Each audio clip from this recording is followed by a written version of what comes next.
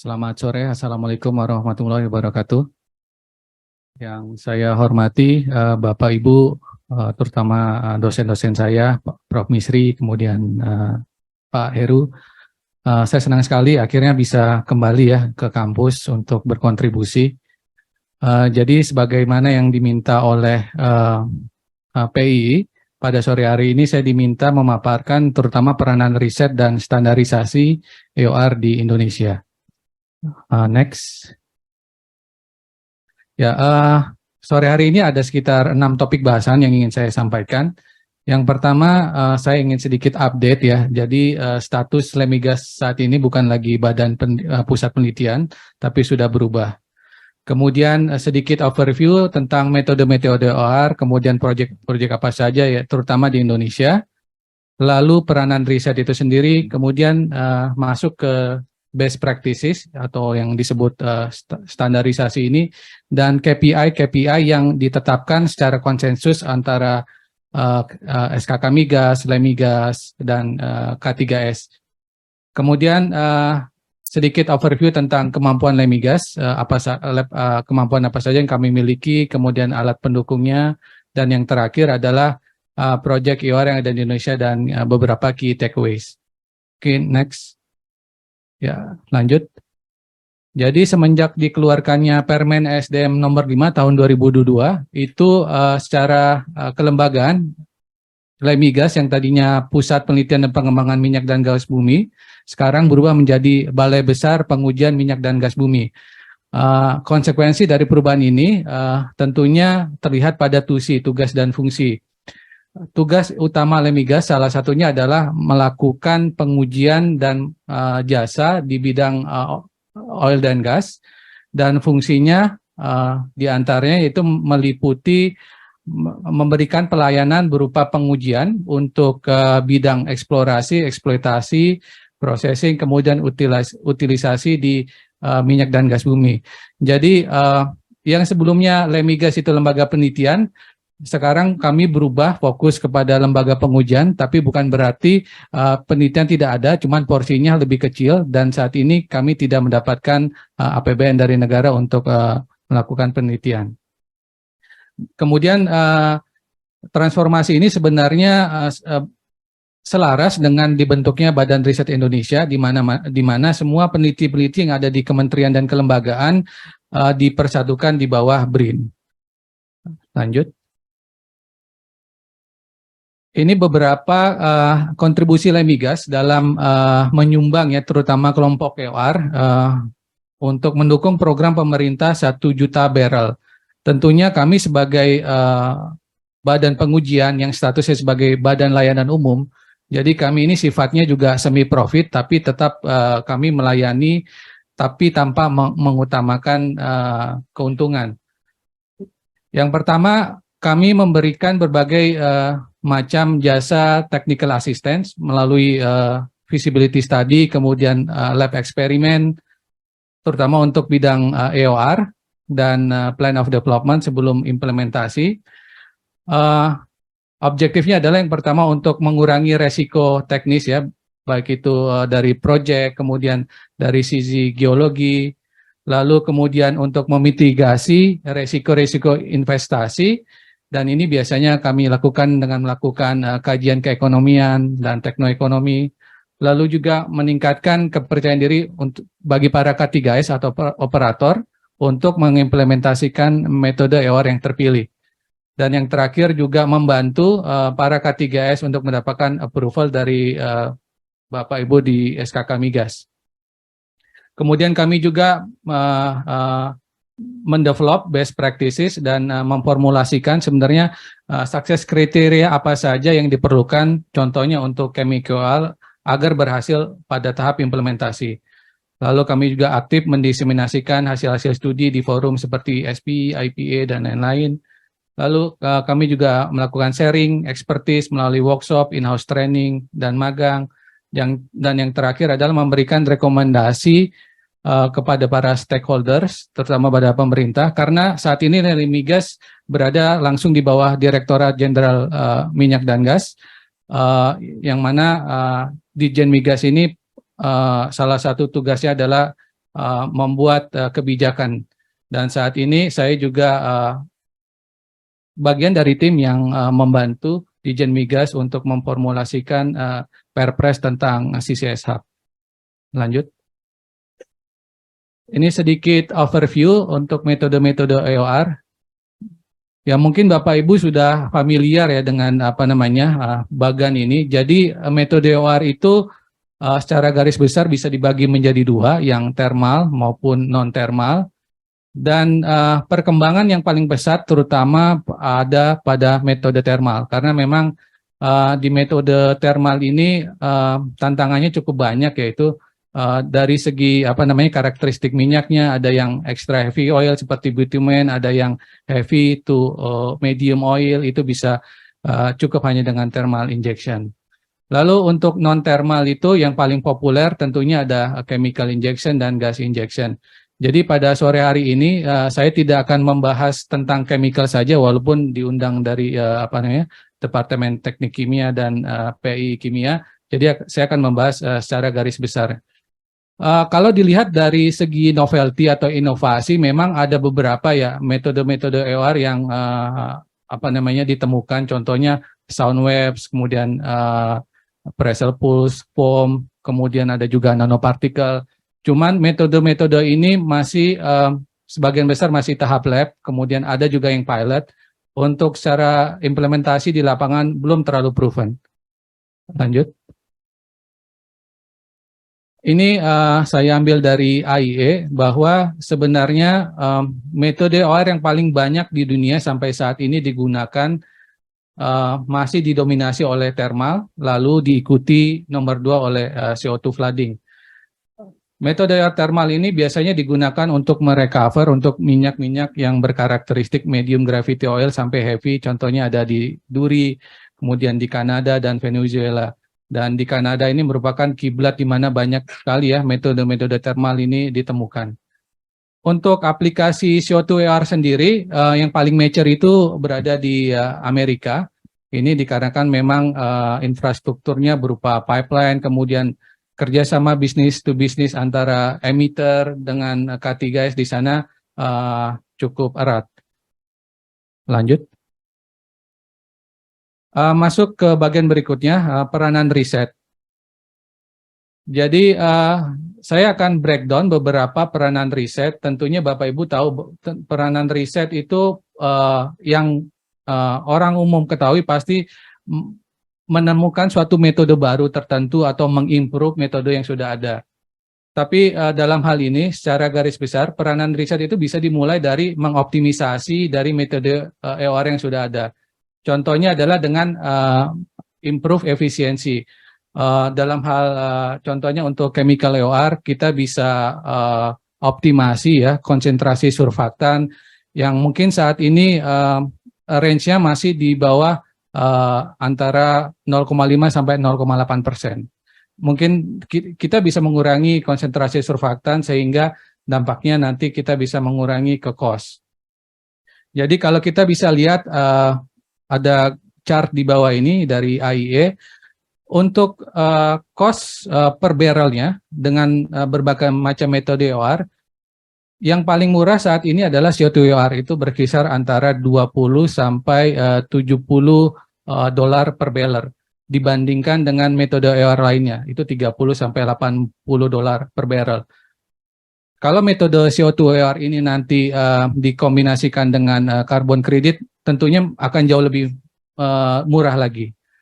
Kemudian dengan melakukan optimasi metode EOR, kita bisa menyederhanakan kompleksitas proyek yang ingin kita implementasikan di lapangan. Contohnya ketika chemical kita ini sangat sensitif dengan adanya hardness dan salinity, bisa jadi kita tambahkan suatu aditif sehingga kita tidak memerlukan membangun water injection treatment plant. Itu salah satunya. Kemudian yang lainnya adalah memitigasi resiko dan uncertainty yang ada di lapangan. Peranan riset yang lain tentunya adalah untuk memahami displacement proses ya, baik mikro dan makro. Tadi Pak Prof. Misri sudah banyak menjelaskan. Kemudian shift efisiensi, lalu interaksi antara fluid to fluid, fluid to rock, dan lain-lain. Kemudian tentunya menemukan novel method, contohnya nanopartikel. Tapi yang tidak kalah pentingnya adalah peranan riset saat ini untuk menjawab tantangan industri, terutama kita menemukan reservoir dengan kondisi sebagai berikut: high salinity, high hardness, kemudian high temperature dan pH, kemudian karbonat, low pressure untuk CO2, dan remote areas. Karena ada proyek yang kami saat ini tangani, K3S ini akan mengimplementasikan chemical EOR untuk lapangan offshore, dan otomatis space yang tersedia di platform itu terbatas. Jadi kami juga diminta masukannya, apakah nanti jenis chemicalnya itu harus bentuk powder. Kalau powder berarti nanti dibutuhkan additional equipment atau bentuk emulsi. Itu sebagai salah satu contohnya. Next. Kemudian peranan riset lainnya adalah untuk mendefinisikan atau membantu bagaimana kita mendesain suatu lapangan ketika ingin kita melakukan EOR. Banyak sekali aspek yang perlu kita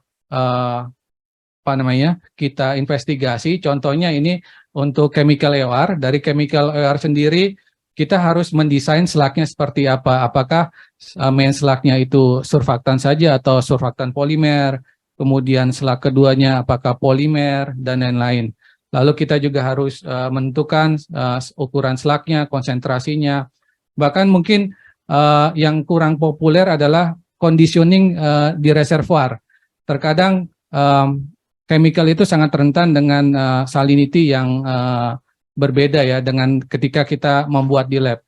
Makanya ada beberapa proyek sebelum kita injeksi chemical, reservoirnya itu kita injeksikan dengan synthetic brine yang kita formulasikan di lab agar kondisi reservoirnya menjadi favorable untuk chemical injection.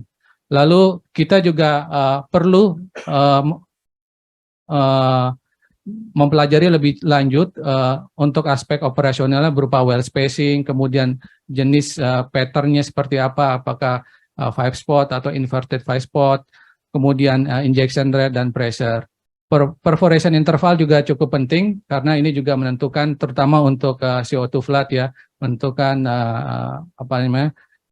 sweep efisiensi dan lain-lain. Lanjut.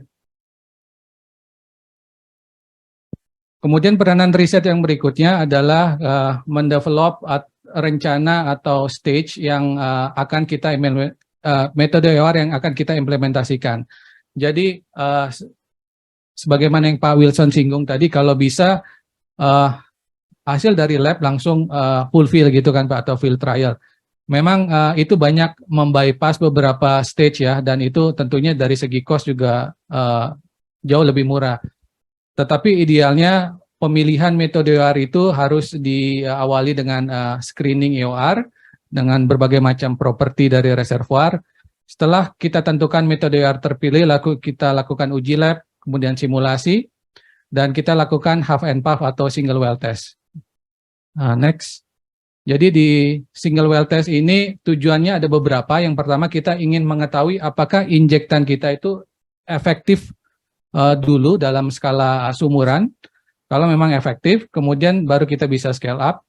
Lalu yang kedua adalah kita dapat memperoleh informasi yang cukup penting dalam hal ini injectivity, karena injectivity peranannya besar sekali.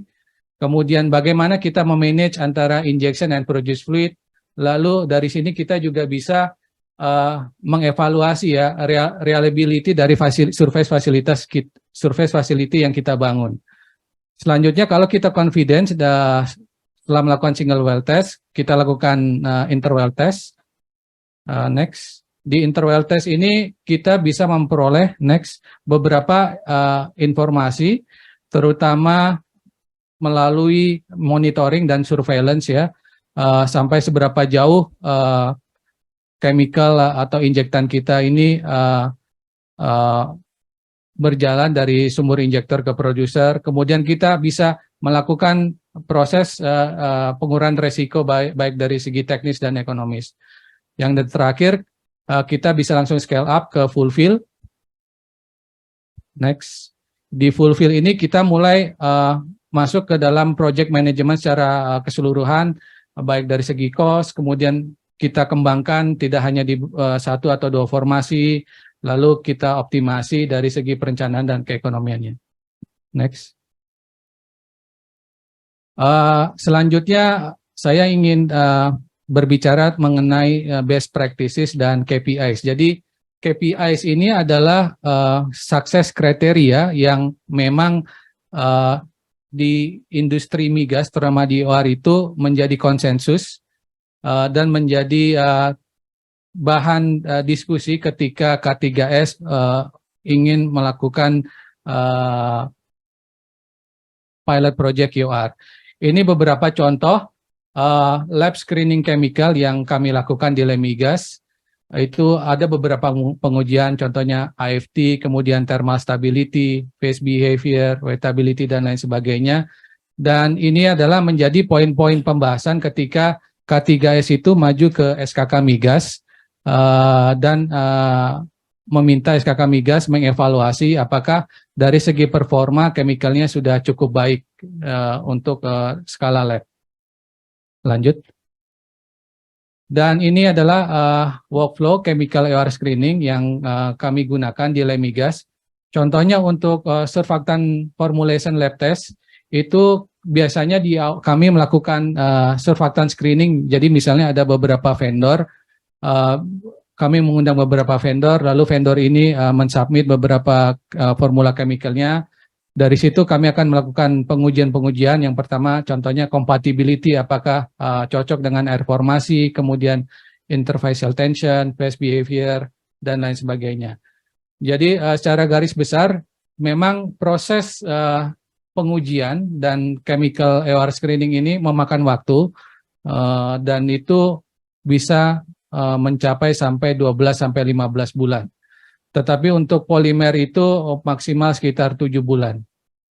Dan yang di sebelah kanan ini adalah KPIs untuk dinyatakan apakah suatu chemical itu layak, dalam hal ini surfaktan, untuk dapat diimplementasikan di lapangan. Contohnya tadi AFT mesti order 10 pangkat minus 3, kemudian phase behavior-nya kalau bisa Windsor type 3, kemudian adsorpsinya kalau bisa lebih kurang dari 0,4 mg per gram.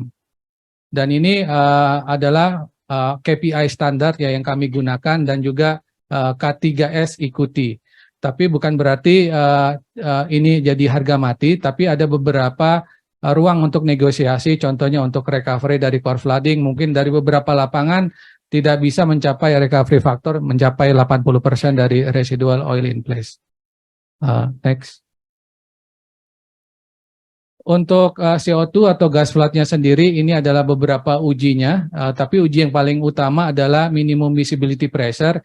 Ini menunjukkan sebenarnya kita menginginkan CO2 itu ketika kita injeksikan ke lapangan itu bisa terlarut atau membentuk satu fasa dengan minyak sehingga tidak ada interfacial, ada boundary antara phases. Dan ini kami uji biasanya menggunakan slim tube test. Lalu juga ada asphaltene precipitation test. Ini juga sangat penting untuk mengetahui apakah ketika kita menyaksikan CO2 terjadi deposisi dari asphaltene yang pada nantinya membuat isu di injectivity. Dan beberapa KPI yang tentu diinginkan, pertama diharapkan kita bisa mencapai MMP pada tekanan yang rendah, kemudian dari hasil swelling test juga kita mendapatkan peningkatan volume yang signifikan, kemudian dari segi asphaltene, kalau bisa sedikit asphaltene yang terpresipitasi. Next. Kita beralih ke kemampuan Lemigas. Next. Jadi inilah jasa yang kami tawarkan bagi para K3S.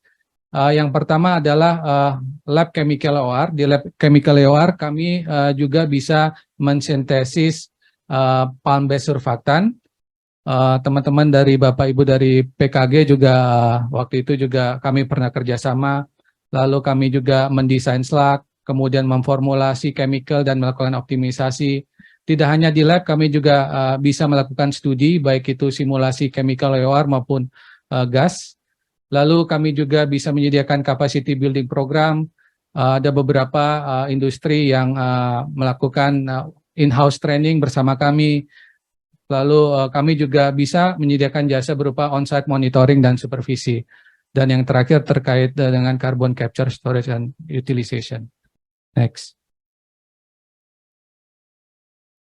Ya, next. Ini adalah beberapa peralatan yang kami gunakan untuk pengujian chemical EOR.